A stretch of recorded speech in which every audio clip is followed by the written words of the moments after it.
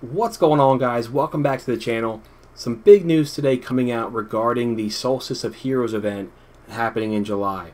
That, of course, being the July update that we have known about for quite some time now. A lot of cool things that are happening in July. You have 6 vs 6 Crucible coming back, which I'm a huge fan of. You have Prestige Raid Layers for Eater of Worlds and for Spire of Stars. But the news today that came out of Reddit, I will post links in the description since I want to give them all the credit in the world for finding this out. The news today, though, surrounds a new weekly event called Armsweek. Now, if you recall back in Destiny 1, there was an event you could do called Arms Day that allowed you to get certain weapons from Banshee 44 in the tower. Armsweek for Destiny 2 seems to be the next iteration of that. And what's really interesting about Armsweek is certain exotic weapon catalysts are going to be obtainable via Armsweek.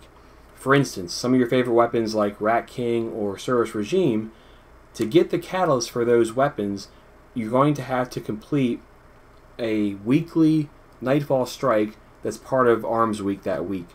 Now, we don't know exactly what you have to do to get the catalyst. There could be a certain objective you have to meet. It could just be simply completing the Nightfall Strike that week in that playlist. But those weapons are going to have catalysts that you can get during Armsweek. Likewise, with the new Prestige Raid Layers, some of those exotic catalysts are going to be tied to doing a certain objective or completing that Prestige Raid Layer. Sleeper Simulant, for instance, the exotic catalyst for that weapon is going to be tied to the Prestige Raid version of Spire of Stars.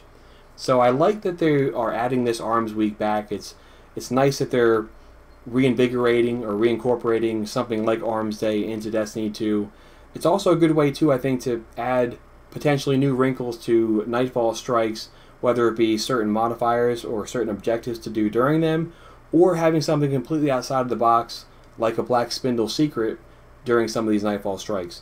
I think Armsweek is a step in the right direction there.